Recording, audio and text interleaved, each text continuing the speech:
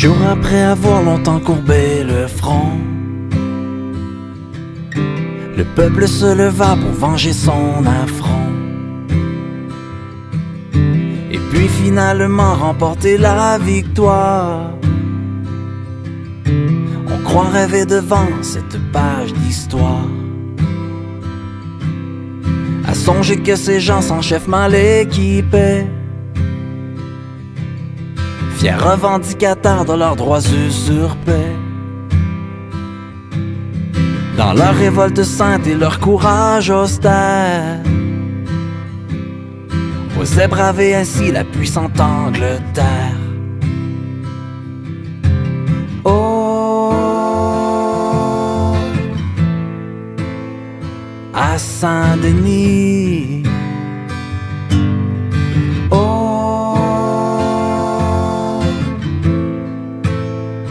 à Saint-Denis.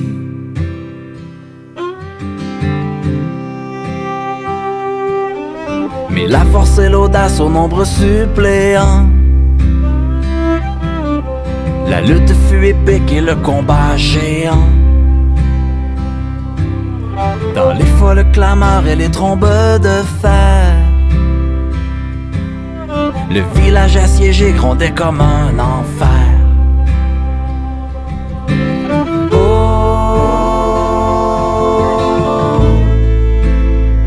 à Saint-Denis.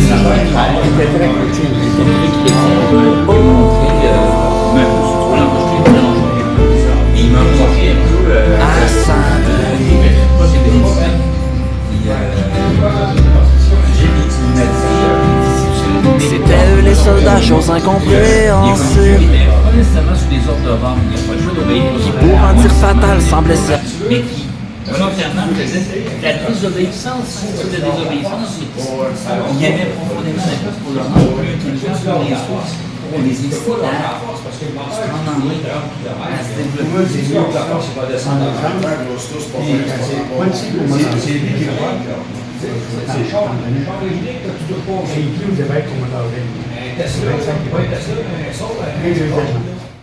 Donc, être un prêtre indépendant, puis ne pas être assujetti un prêtre non clair. Parce que moi, j'ai découvert que Jésus ne voulait pas de clergé. Il voulait des pasteurs, mais il ne voulait pas de clergé. D'ailleurs, c'est le clergé juif qui l'a tué. Vous savez ça? Vous savez qu'on dit l'Évangile. C'est le clergé juif qui disait à la foule, crucifie-le, crucifie-le. C'est ça, Pilate. C'est que Jésus les dérangeait, parce qu'il ne voulait pas de clergé. Mais vous, ça ne vous tentait pas d'aller chez les protestants ou des protestants? Ah ben, c'est drôle que tu me dises ça, parce que sur les 25 lettres que j'ai envoyées aux évêques au mois d'avril, il y en a 4 qui m'ont répondu. 2 accusés de réception, tellement deux. Un qui me dit, il y a des bonnes idées là-dedans, on fait ça un peu dans notre diocèse. Le 4e, sais-tu ce qu'il m'a dit? Avec vos idées, M. Perrier, allez-vous-en chez les protestants. Il m'a donné l'adresse de l'Église unie de Montréal. Alors, c'est le malheur, sans débarras. Dangereux, je suis un type dangereux. Et moi, je suis un pratiquant régulier. Seulement, moi, ce que j'ai fait, à partir de 68, 4 ans avant de sortir, j'ai commencé à appliquer 2 choses. Et c'est ça que je dis dans ma lettre aux évêques. L'Église vit actuellement une crise majeure, comme elle n'en a pas vu depuis 1500 ans. Et il n'y a rien que 2 manières d'en sortir. C'est-à-dire, il y en a plus, mais je disais, voici 2 voies pour en sortir. La première, il faudrait que le clergé se rende compte que depuis 150 ans, la grande majorité des gens, en Occident au moins, sont devenus instruits. Donc, ils n'ont plus la foi du charbonnier, ils ne l'ont plus jamais. Donc, c'est des gens qui pensent par eux-mêmes et qui n'aiment pas ça voir un gars en avant qui dit, bien là, l'évangile que l'on vient de lire, là, ça veut dire ça, puis vous devez faire ça. Les gens d'aujourd'hui n'en veulent pas, mais l'Église catholique fonctionne encore comme ça. Comme si les gens étaient des enfants à qui on dit quoi faire. Ça, c'est la première chose. Les chefs de l'Église ne se sont pas rendus compte de ça. Deuxièmement, c'est qu'ils n'ont pas découvert une chose qui est qui se répand de plus en plus, ce qu'on appelle la dynamique des groupes. Vous avez entendu parler de ça? Non, allez-y. Ça, c'est l'armée américaine, paraît-il, qui, durant la dernière guerre, a commencé à faire des expériences pour former un esprit de corps dans les platons. Et là, ils ont étudié le fait que quand tu as 5, 10, 15, 20 personnes qui doivent travailler ensemble dans un groupe, il y a des dynamismes qui se mettent à jouer entre les personnes. Et c'est tout un art pour le chef de ce groupe-là de développer un esprit de corps. Donc, il y a des lois qui s'imposent automatiquement et que quand on apprend comment les utiliser, on développe un esprit de corps très fort dans le groupe. On peut faire des merveilles. 10 fois plus, tu ne l'as pas. Alors, dans l'Église, c'est la même chose. Dans l'Église, la dynamique des groupes rejoint l'Évangile. Mais ça, les évêques ne s'en sont pas rendus compte. Les évêques et la Clé ne se sont pas rendus compte de ça. Et si tu veux rebâtir l'Église, la sauver, bien, il faut que tu te mettes à faire autrement que à un autre pour pas le prendre. Ça va trop avec l'âme. Mais plus que François m'a dit, ce serait bon de capter l'essentiel de l'individu. Il disait, François, vous pouvez partir n'importe quand. Alors, le bon Dieu va vous appeler à... Alors, on s'est dit, OK, on va essayer de profiter de ce moment-là pour quand même vous l'impression quand même ce que vous êtes. Comme je vous dis, d'abord, vous dites, Martin, tu ne dis pas ça, tu ne répètes pas ça. Moi, je suis hyper cool. J'ai trop parlé. Ça m'arrive des fois de trop parler. On fait des erreurs, c'est normal. C'est vraiment pour moi qui va vous achaler. Mais c'est important de savoir par où est-ce que vous avez passé pour être rendu, ce que vous êtes là. Votre devoir de transmission, qu'est-ce qui vous a motivé. Il y a toujours l'aspect pédagogique là-dedans. Hein. On veut que ça se transmette, on veut donner le goût aux autres de faire pareil aussi. Parce que sinon, nos efforts sont vains. Ça sert à quoi cette personne qui est... Parce que moi, là, une des choses que j'ai préparées pour vous autres, je l'ai dans mon auto, c'est une... J'ai retrouvé ça ce matin en faisant d'autres recherches. Il y a 2 ans, la Fédération des sociétés d'histoire nous a demandé de répondre à un questionnaire destiné à... Vous devez connaître ces gens-là. Comment est-ce qu'ils s'appellent, donc? C'est des gens qui faisaient une enquête sur l'enseignement de l'histoire. Ils voulaient savoir comment nous, les sociétés d'histoire, comment on voit l'enseignement de l'histoire dans les écoles. Et alors, c'est à ce moment-là, moi, j'ai pondu une chose peut-être un peu nouvelle, parce que, vous savez, aujourd'hui, la grande mode, là, chez les professeurs d'histoire, c'est même de faire des enfants du primaire des spécialistes en histoire qui n'oseront pas rien affirmer, à moins d'avoir été voir les sources. Imagine-toi un enfant, 6-7 ans, il n'est pas capable d'aller dans des archives, dans une bibliothèque pour dire, je vais consulter, je vais voir 3-4 sources, pour être sûr, mettons, que Montcalm a vraiment gagné la bataille de Carillon. Voyons. Alors moi, la réflexion que j'ai faite, c'est que au primaire et même au secondaire, l'histoire n'est pas une science. Elle ne doit pas être enseignée comme une science avec recours aux sources, etc., puis comparaison et tout. Non, c'est un récit admiratif de ce que les ancêtres ont fait, les gens qui ont bâti notre pays. Alors il faut le faire dans une position admirative. Parce que, si tu regardes bien ça, là, comme ça doit être regardé dans un pays normal, il y a des gens courageux qui ont bâti notre pays, comme tous les autres pays. Évidemment, tout n'a pas été parfait. Ils ont fait des erreurs, peut-être, mais dans l'ensemble, surtout dans le cas du Québec, on a une très belle histoire. Très belle, c'est une des plus belles du monde. Moi, ça, j'en suis convaincu. Quand tu constates, par exemple, que même si tu n'es pas religieux, que ce sont des saints, en grande partie, qui ont fondé la Nouvelle-France. Hey, on en a au moins une douzaine, à commencer par Monseigneur de Laval, Maisonneuve et Jeanne-Manche, c'était quasiment des saints. T'en as bien d'autres, tu as des jésuites, missionnaires. Tu as beaucoup d'autres, comme Catherine Tekakwitha, parmi les Indiens. Et puis, tu en as bien d'autres, tu as Marguerite Bourgeois. Et puis, Marie de l'Incarnation, il paraît que c'est une mystique extraordinaire. Fait que c'est tout ce monde-là qui sont arrivés parmi les premiers au pays. Puis évidemment, ben là, il y a eu des laïcs, du monde ordinaire, des hommes et des femmes, mais influencés par tout ce contexte, ils ont commencé à bâtir un pays où les gens, globalement, avaient des idéaux élevés. En comparant à d'autres, par exemple, dans d'autres pays comme aux États-Unis, c'était des persécutés religieux qui fuyaient la persécution, et puis qu'eux autres, globalement, ils venaient s'installer pour faire de l'argent. Tellement qu'en 1749, écoute bien ça, là, quand le grand savant suédois, Père Kalm, est venu au pays, tu as déjà entendu parler de lui? Non. Ça ne te dit rien? En 1749 exactement, c'était un botaniste, un scientifique. Son nom, répétez son nom. Père Kalm. P-E-H-A-R, ça veut dire Peter, c'est un Suédois.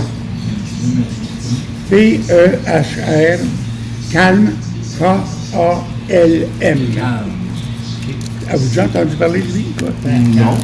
Bon, pourtant, c'est un événement très important. Ce gars-là, qui était un Suédois, a été mandaté par 4 souverains d'Europe. Donc, de Prusse, de Suède, de France, et puis un autre, je ne sais pas. En tout cas, lui, il venait en Amérique. Il a visité d'abord la Nouvelle-Angleterre à Boston. Puis de là, il est venu à Montréal et à Québec.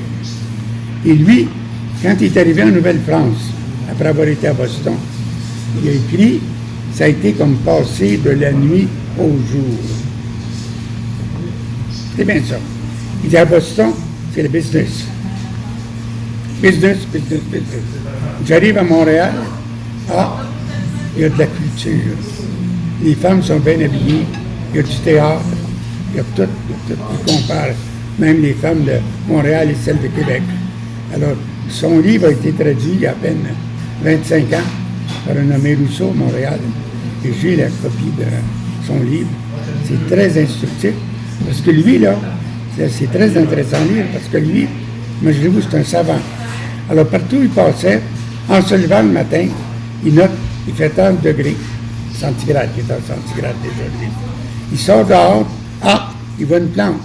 Il prend son carnet, il note telle plante ici. Il voit un Indien. Il commence, il fait un petit croquis, il décrit l'Indien comment il est habillé. Après ça, il continue, il dit, il fait 30 degrés, il y a le vent de telle direction, puis là, on attend de la pluie après-midi, etc. Bon, alors, il décrit tout ça, et puis, tellement que moi, ça m'a fait comprendre pourquoi, malgré la conquête, nous avons survécu. C'est parce qu'on avait déjà ici une nation en formation avec tous les éléments essentiels. Donc, une religion bien organisée, la paix, pas de dissension trop, et puis il y avait de la culture, les gens, pas rien que préoccupés par l'argent. Il y avait le souci de bâtir quelque chose de structuré, comme Frontenac, qui a donné des seigneuries partout, et puis etc. Les gens s'établissaient avec une hache, puis tout, ici, là, il arrivait, c'était du bois partout. Ils commençaient à bûcher, ils bâtissaient une petite maison, puis plus tard, ils en bâtissaient une plus belle, une meilleure. Puis là, les femmes, les filles du roi sont arrivées, une vraie bénédiction, ça. Alors, puis, c'était des femmes qui ont dit plusieurs étaient des orphelines, puis comme elles ne mangeaient pas bien à Paris, puis que l'air était fétide à bien des places, parce que les égouts, vous savez que c'était dans les rues, hein? Bon, alors, fait que là, en arrivant ici, il y avait de l'air pur, puis les femmes, comme les hommes, se sont mis à manger de la viande fraîche, du poisson frais. Fait que leur santé s'est améliorée beaucoup, puis elles ont eu, en moyenne, je crois que c'est 7,4 enfants, les filles du roi. Il y a toutes sortes d'études là-dessus, là. Fait que c'est très intéressant, ce sont les mères de la nation. Mais excusez-moi de vous interrompre là-dessus, mais il n'y a pas une autre version qui dit que les filles, là je vous parle avec vraiment, là, que c'était des filles de joie, des C'est pas vrai. prostituées, des ci, des ça. Il y en a eu quelques-unes, mais en grande majorité, c'était des filles très Qui respectables. étaient à la charge de l'État. Mais même pas. Elle n'était pas nécessairement à la charge de l'État, sauf que le roi, c'est pour ça qu'on les a appelées les filles du roi, et le roi leur donnait, je pense que c'est l'équivalent d'une couple de milliers de dollars aujourd'hui, pour s'établir avec leur mari. Tu sais. Mais c'est pas des filles de joie. Fait que les Hey. filles du roi ont contribué peuplement. Ben oui. Hey, moi, j'en avais comme moi au moins 50. Moi, j'en ai 55. Ma femme en avait 61. Donc 15 communes. Il y a 15 d'entre elles se trouvent dans nos 2 généalogies. Ma femme m'a fait faire sa généalogie. Ça, c'est une chose qu'on ne fait pas assez. Puis surtout, il ne faut pas faire rien qu'avec la ligne paternelle. Non. Là, tu manques les 90 %. Tandis que il faut faire avec ce qu'on appelle la queue de pan. C'est-à-dire qu'il faut faire la généalogie complète. Puis tu arrives au bout de 7-8 générations, tu as au moins 5000 ancêtres. Ça fait ça. On a chacun un père et une mère. On a 4 grands-parents. On a 8 arrière-grands-parents. On a 16, 32, 64, etc., etc. Alors, c'est comme ça que, ultimement, on est tricotés serrés. Les Québécois, on est tous parents entre nous.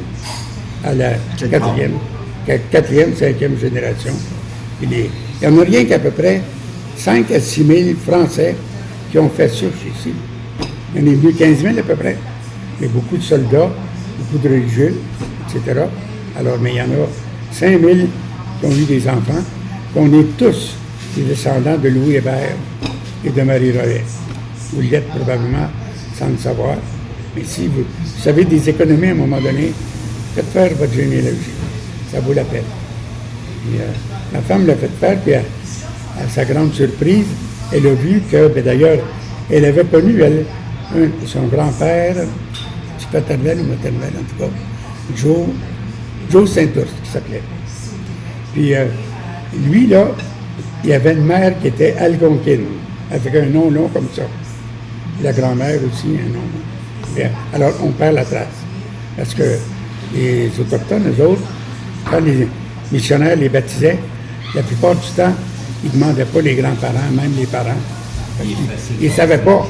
Ils ne savaient pas. Puis dans le bout de Trois-Rivières, même, il y en a qui disent que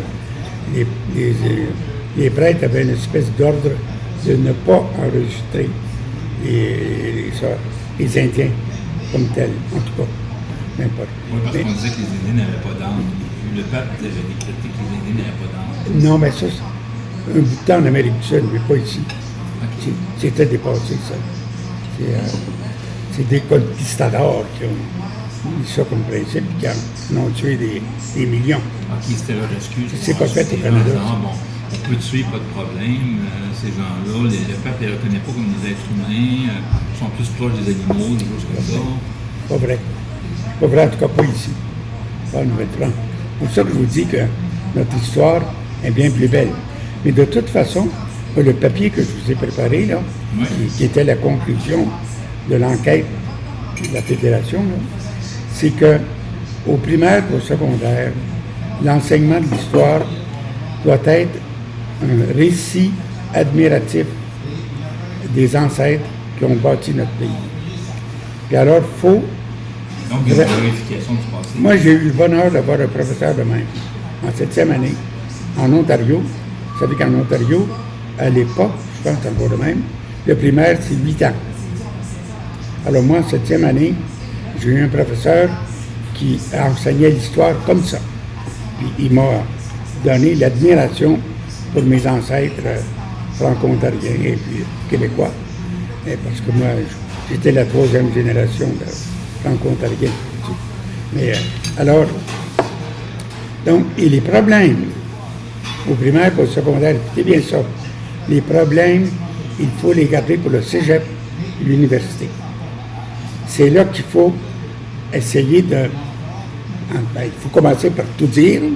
De toute façon, même si le professeur ne dit pas tout, les jeunes sont assez éveillés aujourd'hui, puis ils vont savoir, par exemple, nous autres, c'est ce qui nous a déconcertés quand il y a une film qui a fait La Maison des Patriotes ici. Première exposition, il terminait en mettant en gros là, que Papineau avait été discrédité par Nelson une douzaine d'années après. Puis Nelson avait dit, Papineau s'est enfui. Il nous a laissé tomber le matin de la bataille. Alors, c'est pas vrai. C'est pas vrai dans le sens que c'est pas prouvé. Préférez-vous que je le fasse pour vous, l'expliquer? Non, on le laisse la faire. Non, t'es pas bon à séparer la faire. Je suis pour la séparation. Alors, On m'a dit qu'en vous, c'est gros. Hein? Ça, c'est une petite, hein? Ça, c'est la grosse. En vieux. ben pour deux, c'est la grosse. J'essaie de la tester, voir si elle était encore sur son même... Oups. Bonjour. C'est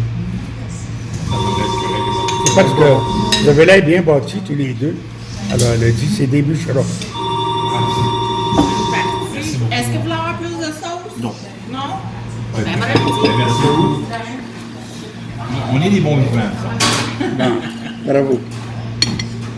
Bravo. Mais moi, j'ai une question pour vous. Vous dites, notre histoire à nous, elle est plus belle que celle de bien des peuples. Oui. Les Américains, c'est parti sur le commerce, la business, et ainsi de suite.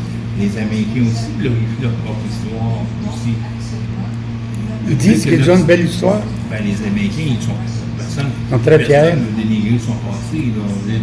Je compare notre histoire à nous par rapport à ceux des Haïtiens, par exemple. Les Haïtiens, c'est beaucoup d'histoires de peuple guerre, malheureux. Ouais. Ou un peuple malheureux, oui. Alors, là, j'essaie juste, mon Dieu, je vais prendre les bons mots, mais je vais faire l'avocat du diable. On est un peuple qui a connu que des défaites à part quelques petites planètes. Comment on peut se dire qu'on a une belle histoire? On a une belle histoire à travers la survivance, à travers les défaites, les épreuves qu'on a surmontées comme peuple.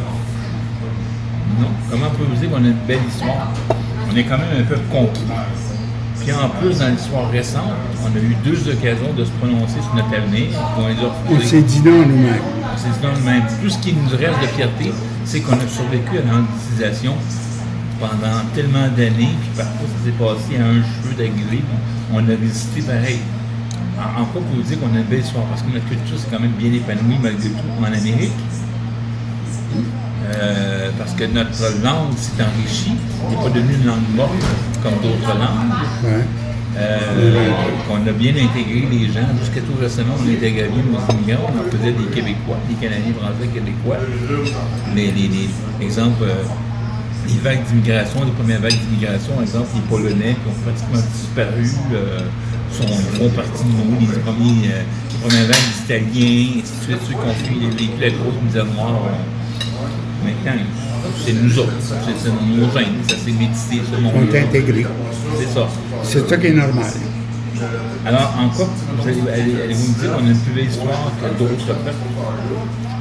D'abord, prenons la Nouvelle-France. On peut dire que globalement, comme Père Kahn lui-même l'a constaté, c'est que globalement, ce qu'on a fait pendant la période de la Nouvelle-France, qui a duré à peu près 150 ans, on a établi des bons rapports avec les Autochtones. Ça, déjà, Jacques Cartier, c'est pas pire, mais surtout Champlain. Dès le départ, il s'est établi en demandant aux Autochtones, et plus ou moins la permission de s'installer à côté d'eux. Alors, contrairement aux anglophones du Canada qui ont acheté tout le territoire par des traités de dupe après la conquête, et contrairement aux Américains qui n'ont peut-être pas tué énormément d'Indiens, comme les Espagnols, mais ils les ont repoussés. Ils ont pris leurs terres en les repoussant. Puis alors, évidemment, il y avait des conflits. Ils en ont tué un certain nombre. Et puis, ça s'est prolongé même après la conquête. Et par exemple, on a un bel exemple, ça c'est un détail si on veut, Mais il y a 3 nommés Ménard. Nés en partie, la famille était à Saint-Antoine. Ils ont grandi à Saint-Denis. Puis vers 1780-90, ces 3 Ménards-là sont partis pour le Missouri. Il y en a un qui est devenu, un peu plus tard, en 1818, premier gouverneur de l'Illinois. Un de ses frères a été batelier sur le Missouri, puis a sauvé des milliers d'Indiens que les Américains repoussaient et qui seraient morts de faim parce qu'ils ne pouvaient pas traverser le Mississippi. Alors lui, il les traversait gratuitement et puis il était très religieux lui-même, il a peut-être aimé ça. C'est un gars qui faisait dire une prière tous les matins par son équipage avant de commencer la journée. Un nommé Ménard, donc établi à Saint-Louis, Missouri. Et donc ça, c'est de la belle histoire. Et ça prouve que nous, donc, au lieu de tuer les Amérindiens, au lieu de les repousser, de les faire mourir jusqu'à vers 1890, bien, globalement, nous avons eu de très bons rapports avec eux. Et une des preuves, c'est la Grande Paix de Montréal en 1701. Il y a une quarantaine de nations qui sont venues. Vous connaissez sans doute le grand document avec leur signature sous forme d'un animal. Hein? La nation toutes les nations ont fait la paix. Même les Iroquois sont venus 15 jours en retard. Ils ont quand même signé cette paix-là aussi, en 1701.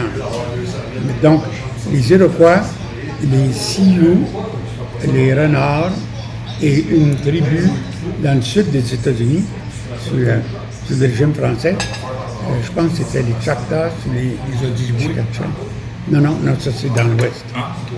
Mais il y a 3-4 nations qui ont été ennemies des Français, puis il a fallu les combattre, comme les Iroquois, qui ont tué, ils ont tué une vingtaine de mes ancêtres, surtout dans le massacre de la Chine. Alors, on a tous des ancêtres qui ont été tués par les Iroquois, puis eux autres, la grande majorité, se sont tournés du côté des Anglais. Savez-vous ça, ce détail-là, là? Au moment de la guerre de l'indépendance américaine, la moitié des Mohawks ont fait des causes pour les Américains. La moitié ont fait des causes pour les Britanniques.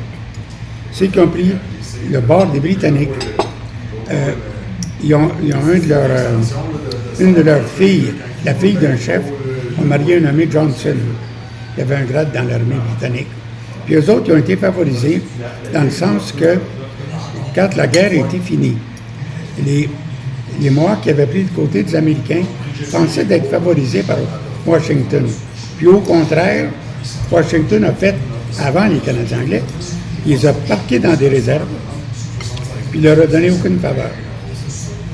Ceux qui sont venus au Canada, amis des Britanniques, mais là, eux autres, ils ont eu pas mal de faveurs. Puis entre autres, en 1784, écoutez bien ça, parce que ça, c'est demeuré secret jusqu'à aujourd'hui. Le fédéral ne veut absolument pas qu'on en parle. Moi, j'ai donné une fois une conférence à Trois-Rivières.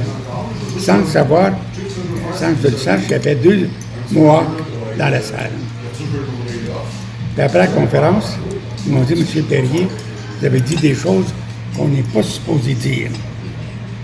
C'est secret. Savez-vous quoi? C'est qu'en 1784, la couronne britannique, donc quelqu'un mandaté par le roi d'Angleterre, a fait une espèce de traité avec les Mohawks, disant que si vous prenez notre bord, on va vous amener au Canada, on va vous donner des belles terres, on va vous protéger pour l'éternité contre les maudits Français papistes et contre les autres Indiens. Alors, avez-vous remarqué, vous autres, vous connaissez l'histoire récente du Québec, que les Mohawks sont ennemis des autres Indiens? Avez-vous remarqué ça? Parce qu'on avait constaté que je sortais dans mon esprit. Aussi? Ben, monsieur O'Neill, vous me dites Fait que là- les Mohawks, mais les Mohawks sont divisés entre eux autres. Oui, je le sais. Lequel des nations? Il y a 7 nations. Monsieur Il y a O'Neill, 7 nations O'Neill, vous voulez voir encore du café? 6. Un petit peu. Non, il y en a 7. Bon, les 7, oui, mais ça, c'est plus ou moins vrai, ça. Ben, C'est étiré. c'était tiré. Il y avait vraiment 5 nations. Il y en a une 6e, les Tuscaroras, qui sont venus. De toute façon, les 5 nations iroquoises venaient du sud de l'Amérique. Il y avait des relents entre eux, les Aztèques. C'est des gens guerriers. Et puis, Ça confirme ce qu'on nous a dit. bon, en tout cas, eux autres, c'était des guerriers, puis ils ont mal reçu les missionnaires. C'est la Sainte Catherine de Calcutta qui avait une mère algonquine. Fait que ça explique un peu qu'elle n'était pas une vraie Iroquoise. Ils n'avaient pas leur tempérament à s'en vivre. Alors, vous savez un peu l'histoire de la réserve de Kahnawake. Hein? Ça, c'est un territoire, une seigneurie qui a été donnée aux Jésuites pour recevoir les Iroquois convertis et qui voulaient se franciser. Et ça a marché de 1721 à 1760. Mais après la conquête, là, les Britanniques ont amené les autres Iroquois qui étaient anti-français, puis qui étaient plutôt anglicisés parce qu'ils commerçaient avec les Anglais de New York. Alors, là, ils les ont emmenés au Canada, puis ils ont fait une promesse comme quoi, pour l'éternité, ils les défendraient. Et ça explique la crise d'Oka. Vous savez que la crise d'Oka, ça a pris 3 mois avant que le gouvernement fédéral intervienne. Puis ils défendaient à la Sûreté du Québec, parce que ces gens-là bloquaient le pont Mercier. C'est une affaire illégale, mais ils n'ont jamais été arrêtés pour ça. Ils ont tué un policier de la Sûreté du Québec. Nous autres, on n'a tué aucun. C'est vrai. Je suis capable de prouver le contraire. Oui. Il n'a pas été tué par une balle d'un autre policier. Ils ne savent pas d'où elle vient à la base. Il y a eu des échanges qui menaient bien Ah avant oui, quelques années. écoute, il était quand même divisé en deux. Il y avait comme une ligne de front. Mais les policiers tiraient également l'air, juste C'est ça. répondre à... Bon, ça, je vais En tout cas, te couper l'information, mais je vais vous donner l'information qu'on tient, nous autres, de Stuart Mayou. Stuart Mayou, c'est le porte-parole de la Maison Longue. Oui. Puis lui, il a parlé avec le gars qui fait l'autopsie, là. J'ai entendu parler de ça. Puis le coroner, et la balle qui tuait le fameux caporal est Il l'a su dans le dos. Ouais.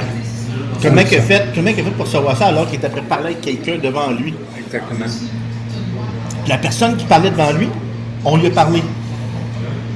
Puis il dit qu'au moment où qu'il est tombé, le policier, lui, n'a même pas entendu le coup de feu. Il a juste reçu le policier sur lui. Possible. Toujours possible.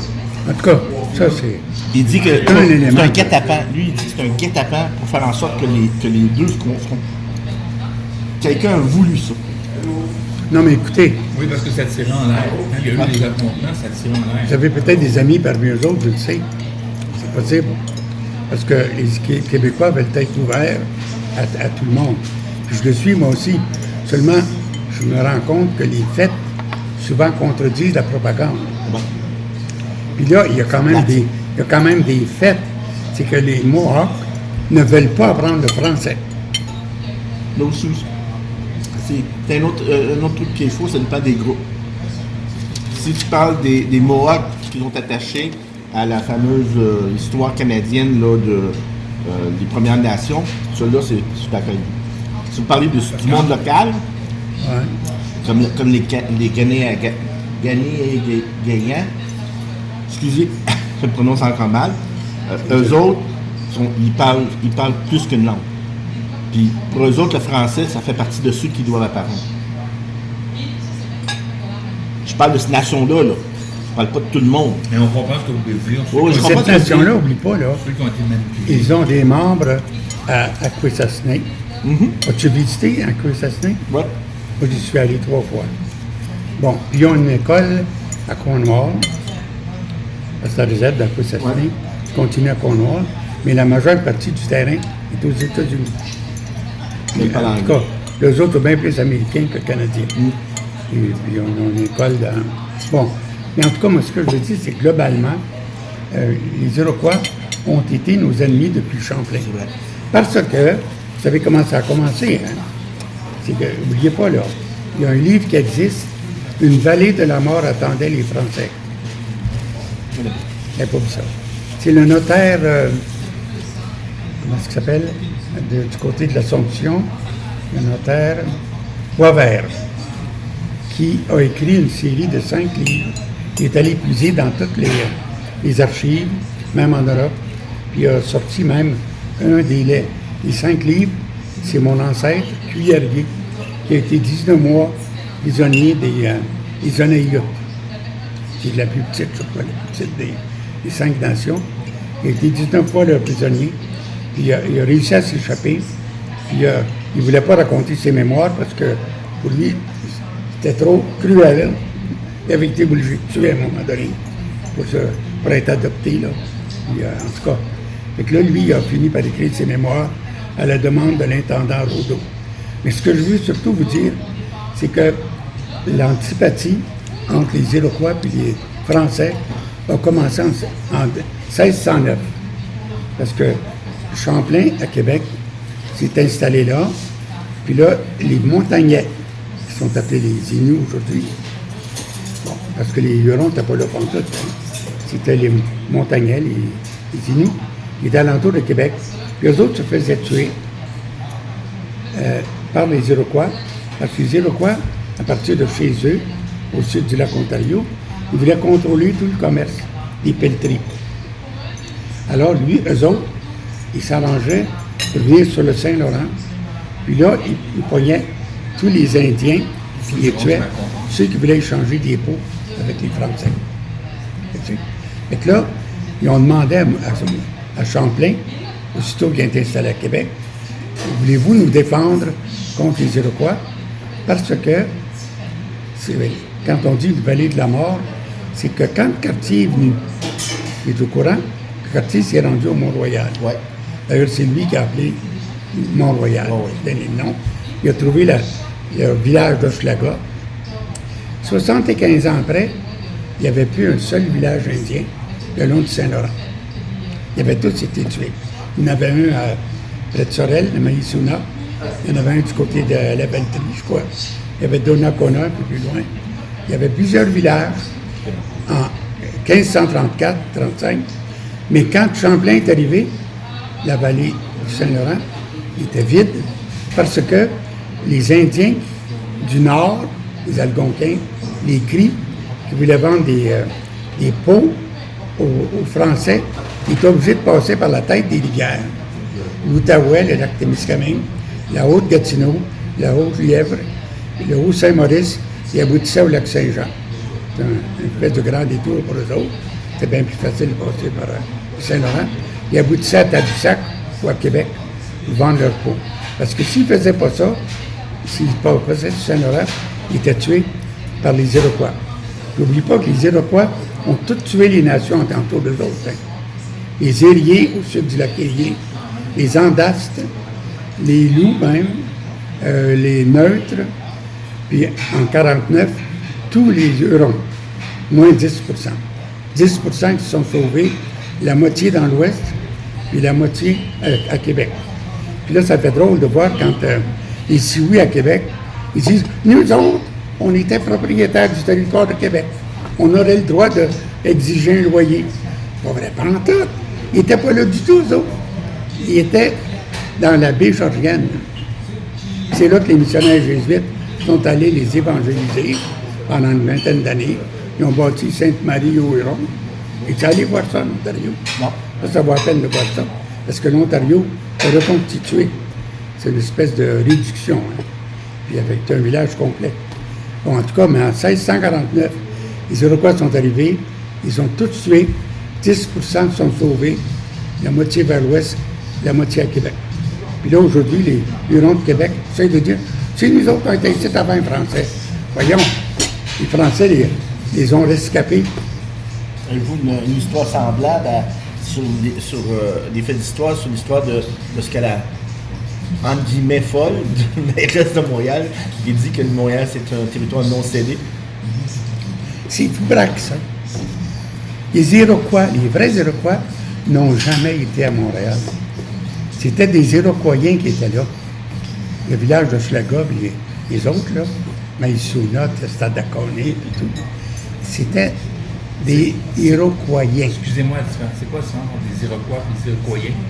C'est Ben, quoi les Iroquois, c'est un espèce de genre qui comprend plusieurs tribus, dont les Hurons, entre autres, les Andas, les Pétuns. Une grande famille, c'est ça. Une grande famille qui parlait à peu près les mêmes langues, qui avait les mêmes mœurs, qui était à demi sédentaire dans le sens qu'ils restaient habituellement 7 ans à la même place. Ils se bâtissaient des maisons longues. Je pensais que c'était pas vrai ça. Pardon? Je pensais pas que c'était vrai. Je ne croyais pas que c'était vrai, cette histoire-là, cette histoire de 7 ans. C'était vraiment un cycle de 7 ans. Oui, oui. Mais c'est parce que la façon qu'ils cultivaient, ils appauvrissaient la terre d'une façon intensive. Puis il n'y avait plus de bois alentour, je suppose, pour se chauffer. Tu sais. Alors, au bout de 7 ans, ils s'en allaient ailleurs. Bien, il y avait grand. À partir de... Vous savez que la vraie patrie des 5 nations, c'est les Finger Lakes. Êtes-vous déjà passé par là? C'est entre Albany et Rochester, dans le nord de l'État de New York. C'est un très belle région, vallonnée, avec les 5 lacs qui sont comme des doigts d'une main. C'est là qu'il restait les Iroquois, les 5 nations entre Albany puis Niagara. Les plus à l'ouest, c'était les Sonontois, que les Anglais appellent les Sénécas. Moi, j'ai tout visité ça, moi. Tu sais, je ne parle pas à travers mon chapeau. Moi. J'ai visité, même, tu vas aller voir le vrai fort Niagara. Tu es allé? Le vrai fort Niagara, oui. Sur le bord du lac Ontario, face à Toronto. Bon. Mais ça, c'est toute beauté. Puis, à part de ça, il y a une plaque à l'entrée sur le pierre disant que Cavalier de la Salle et un autre, là, avaient apporté à la région en Amérique. Et c'est incroyable. Il y a 4 livres de 500 pages. Ça s'en vient dans toute l'année. Moi, il m'a fait corriger une partie du premier livre qui concerne le Québec et le Labrador. Puis, j'ai trouvé quelques petites lacunes. Mais c'est incroyable la somme d'informations qu'il y a là-dedans. Bon, en tout cas, donc tout ça pour dire que on va essayer de compléter ça avant de partir. Sous le régime français, je crois que notre histoire est quand même très, très positive. Et si on avait pu continuer à se développer comme on avait fait, bien, on serait aujourd'hui une nation de au moins 15 millions. Puis ensuite, alors, évidemment, sous le régime anglais, là, c'est peut-être moins glorieux, mais quand même, ça montre une résilience extraordinaire de notre peuple qui, en partie grâce au clergé, en partie grâce à son élite, a survécu malgré tous les efforts que les Britanniques ont fait pour nous effacer. Ils le font encore, hein, mais encore dans la tête je dirais, d'une majorité de Canadiens anglais. On est de trop. Ils ont hâte qu'on disparaisse. Et ils font tout ce qu'ils peuvent. Ben oui. Donc là, c'est quand même beau qu'on ait résisté. Et puis malgré la saignée terrible de l'immigration aux États, on a perdu un tiers de notre population, 800 000 au moins. Ben, il y en a qui disent qu'1 million a immigré, mais il y en a à peu près 10% qui sont venus. C'est permis aux États-Unis. Mais ça aussi, c'est une belle histoire malgré tout.